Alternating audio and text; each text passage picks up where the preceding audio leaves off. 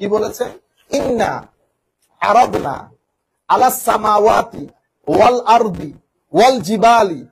হ্যাঁ, আল্লাহ রাব্বুল আলামিন কোরআনের এই আমানতকে, পৃথিবীর সবচেয়ে সলিড শক্তিশালী জিনিসকে আল্লাহ ন্যস্ত করতে চেয়েছেন। পাহাড়কে, হ্যাঁ, জমিকে, আসমানকে আল্লাহ দিতে চেয়েছেন। ফাআবাইনা আন ইয়াহমিলনাহা, তারা এটা নিতে অস্বীকৃতি করেছে তা না।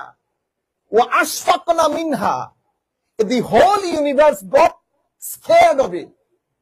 পুরা পৃথিবী ভীত সন্ত্রস্ত হয়েছে কোরআনের এই বিষয়টাকে ধারণ করতে, যেটাকে কলব বাতেনের মধ্যে আমার নবী ধারণ করেছেন, যেটাকে এই 5 ফুট কয়েন্সি একজন হিউম্যান বিইং তার কলব বাতেনের মধ্যে যে কোরআনকে ধারণ করেছে, সেই কোরআন পৃথিবীর সবচেয়ে শক্তিশালী সৃষ্টি ধারণ করতে অস্বীকৃতি জানিয়েছে এবং ভীত সন্ত্রস্ত হয়েছে। ওয়াশফাকনা মিনহা ওয়া হামালাহা আল ইনসান, এটাকে ইনসান হামল করেছে এবং ওই ইনসান যে ধারণ করেছে ওইটার ফিউজাতে রব্বানি আমাদের এই ছেলেদের পর্যন্ত এসে পৌঁছেছে। ওইটার ফিউজাতে রব্বানি আমাদের ছেলেদের পর্যন্ত এসে পৌঁছেছে, তাও আমেরিকার মতো জায়গায়। আল্লাহ পাক যারা এই সাহস করেছেন, বিশেষ করে শিক্ষক মহোদয়, আমি আরেকটা কথা এখানে বলে রাখি, যারা এই কাজগুলা করেন, যেমন আমাদের যারা এই হেফজুল কোরআন শিখাচ্ছেন, ইনারাও টিচার, স্কুলে যারা পড়ায় তারাও টিচার, ঠিক আছে? তফাৎটা কি? তফাৎ হচ্ছে আমরা যখন পড়াই, he is not my customer. When somebody teaching them in the school, they are simply a customer. They do not have any relation.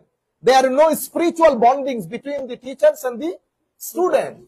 As far as I am concerned, as far as the Imam Shaykh Huzur concerned, they are not our customer. They are our spiritual children.